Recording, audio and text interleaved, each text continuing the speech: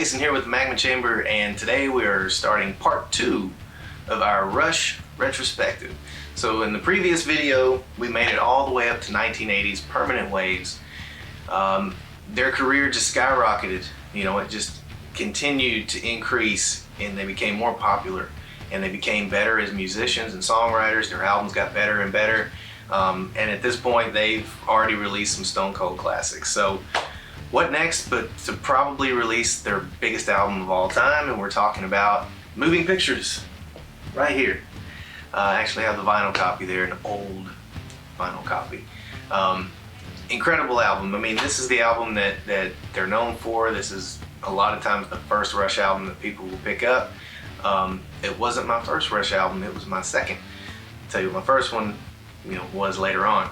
But this of course has the song Tom Sawyer, Red Barchetta, YYZ, which is an awesome instrumental.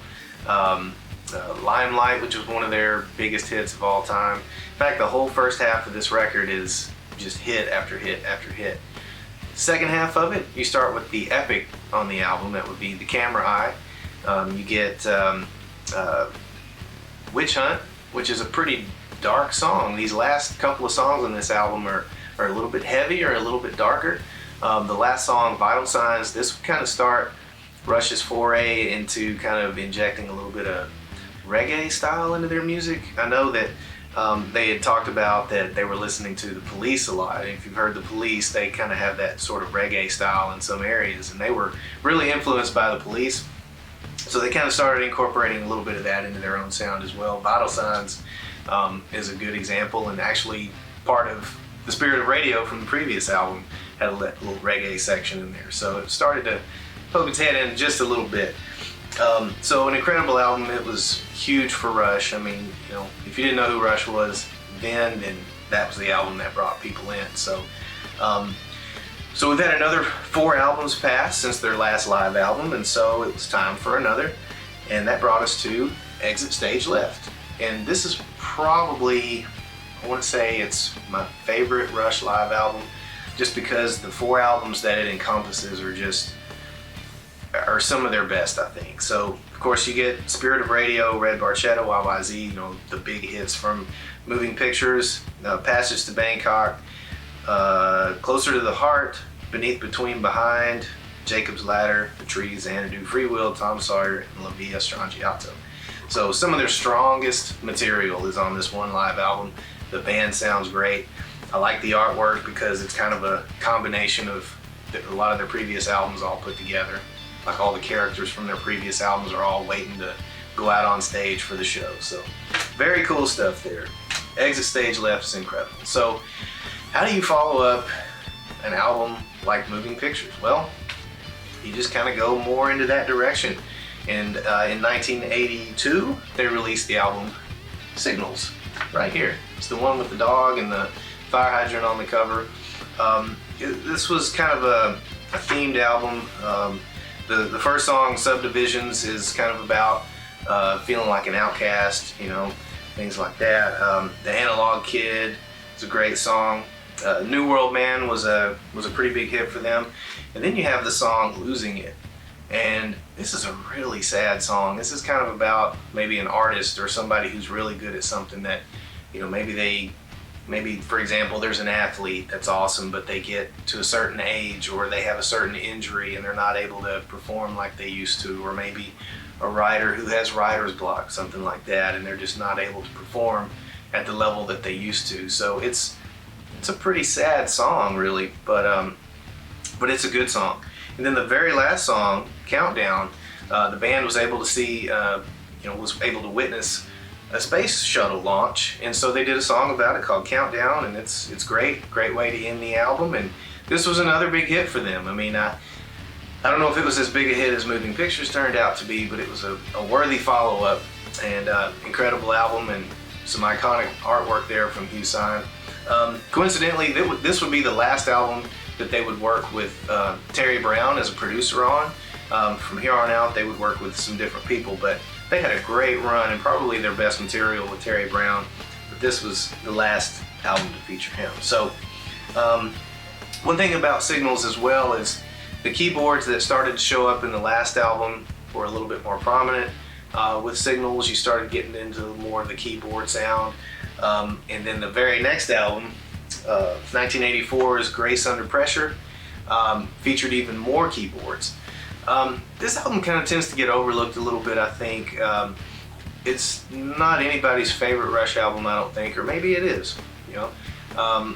There were a lot more keyboards on this, and this was kind of a serious album. You know, Rush always had a way of bringing some lightheartedness into their music, even when they were talking about something serious. But this album here had some pretty deep stuff on it, and you know, there was Distant Early Warning, Red Sector A, which is actually about the Holocaust. Geddy Lee's mom was a Holocaust survivor, so this was kind of about that. So some pretty heavy subject matter on this album. Kid Gloves it's a little more lighthearted, I suppose. It sounds a little bit more like something that would have been on Signals. And then you get the last song, Between the Wheels, which is a pretty dark, heavy song, you know, for Rush. But even the artwork is kind of odd. I mean, it looks cool, but I don't really know what I'm supposed to be looking at here. I don't know what the theme is here. It's Hugh Syme did the artwork, of course. But yeah, this is kind of an odd duck in their discography. But I think it's a strong record. I do really like it. I wouldn't recommend it as your first Rush album, but once you get a few of the others and you get to this one, don't hesitate to pick that one up. So after that one, some of the lightheartedness comes back for their next album, Power Windows. You know, I love Power Windows.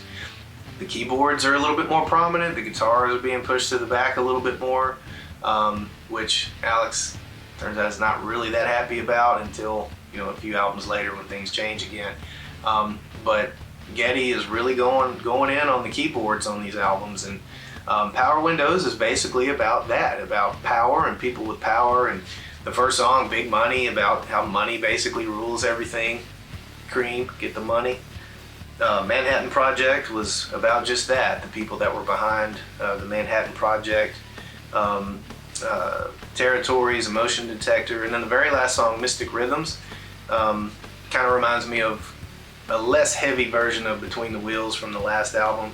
Kind of a slow, kind of a hypnotic, atmospheric type song, but very cool. And I think that overall this album is a little more lighthearted, a little bit more like Signals, for example, than the previous album, Grace Under Pressure. But Power Windows, that's a little more like it as far as the Hugh Syme artwork, Carcass. But great album. Definitely check out Power Windows. And so we're probably getting to the point now where a lot of the fans from their 70s output and early 80s output, maybe the people that don't really care for keyboards quite as much, or maybe starting to kind of cash out and kind of just not really paying attention to this era of Rush. But if you know Rush fans, the ones that are true Rush fans, they've stuck by them through every album. And like I said, I'm just as likely to listen to Power Windows as I am A Farewell to Kings or Hemispheres. So I love Power Windows. I think it's fantastic. So for the next record, we get Hold Your Fire, the red album cover with the 3 little balls or marbles on the front. Not much to the album cover. I mean, it's Hugh Syme once again. And I think that this is where the keyboards were at just a fever pitch. I mean, they kind of dominated the whole thing. Once again, Neil Peart through all these albums is incredible. Even if the songs became a little bit more simple, a little bit more straightforward. But I think if you really listen to these albums, you can hear the technicality and the complexity of it. It sounds more straightforward, but you really have to listen to them a few times to get the small things in there. So this album featured Force 10, Time Stands Still with Amy Mann. That was a big hit for them, a great song. And some of the other songs here are okay, and it's just maybe they don't stand out quite as much. I really like Mission, I like Turn the Page. And then there's the song Tai Shan, which Geddy Lee said in an interview that was his least favorite Rush song of any album they did, any song that they did. He said Tai Shan was like his least favorite. He said, you're never gonna hear it live because I hate it.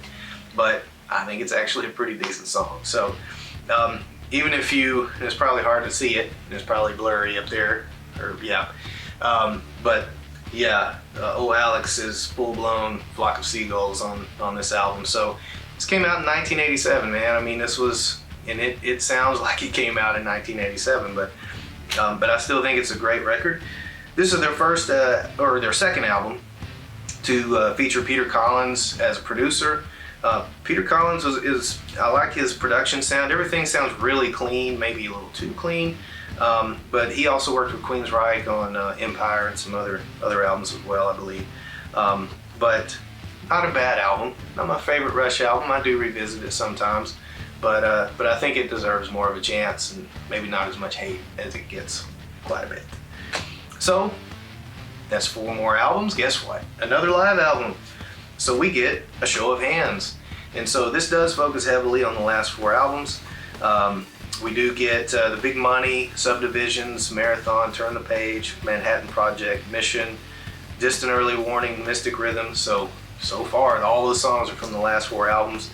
Then we do get to Witch Hunt from Moving Pictures that has not been featured on a previous live album. Let's see, and then Closer to the Heart. Those are the only songs that came out before the last four records. So, of course, there's a drum solo on here from the Professor, and that's awesome, called The Rhythm Method. So if you didn't care for the last 4 records, you're probably not going to care too much for this, but I like those albums myself, so I jam this every now and then. Also, the band sounds great. The introduction is the Three Stooges theme song that they would play before they came out. Because one of the things that was great about Rush was that, you know, they never took themselves too seriously. They kind of just treated each other like they were a bunch of doofuses and like, yeah, we're good at our instruments. You know, I guess we're okay as a band, but we're just a bunch of goofballs, just kind of nerding out and doing what we like to do. So they always had a cool sense of humor like that. That's what was great about them. There was no pretense at all. So A Show of Hands, pretty good. Check it out. Or if you want a good representation of what those previous 4 albums were, you can pick this up and kind of get a good overview of that. It's almost kind of like a greatest hits collection of those last 4 records. So good stuff. Show of Hands. Okay, so at this point, as we said, the keyboards are just up in the mix. The guitars are pushed to the back, even though you can still hear Alex and he still does his solos. He's still there. But Alex got to the point where he's like, look, man, I want to be more guitar driven. Let's kind of push these keyboards to the back. And the keyboards were cool because you had Geddy that was singing and playing bass and playing keyboards. So that just goes to show you how incredible Geddy Lee is. So for the next record, they went with producer Rupert Hine for the album Presto. And so this was a little bit more back to the guitars being more up front. The keyboards are still there, they're a little bit more pushed to the back. They still accent a lot of parts of the song. They released the album Presto in 1989, and with the first song, Show Don't Tell. So you get a cool guitar riff right off the top, and so as soon as you hear it, it's like, whoa. So, you know, it's a little bit harsher than what you heard on Hold Your Fire and maybe Power Windows, so you could tell that they were kind of back to rock at this point. Overall, this is kind of a subdued record. I mean, there's some still pretty mellow stuff on this record, some great songs. Of course, first song, Show Don't Tell, is a pretty good rocking song. Chain Lightning is good. The Pass is one that they, later in their career, started playing live a little bit more. I think they kind of found this, he had this newfound love for this song, and it's a little more chilled out, but it's a beautiful song. Also, I love the title track, Presto. They started playing that in the later part of their career. Superconductor, I really love this song. It's a little hokey, a little cheesy, but it's one of the more rocking songs in this record, and I think it's cool. I like Superconductor. Okay. You know, there are a few songs on here that are good. Maybe they just don't stand out quite as much. Hand Over Fist is decent. Available Light is pretty good. But you know, for 1989 and kind of getting the guitar, the more guitar fronted, centered sound of Rush, kind of getting that back into their sound again. You know, this was a step in the right direction for some fans. But Presto's a great record. So that brings us up to the 90s. So we're going to end this episode right here, and then the next episode we're going to pick up in the early 90s when grunge was a thing, and kind of see how Rush survived the 90s on the next episode. So until next time, we'll see you right here on the Magma Chamber. Oh yeah, you can also follow us on Instagram at magma_chamber_metal. And until next time, keep headbanging.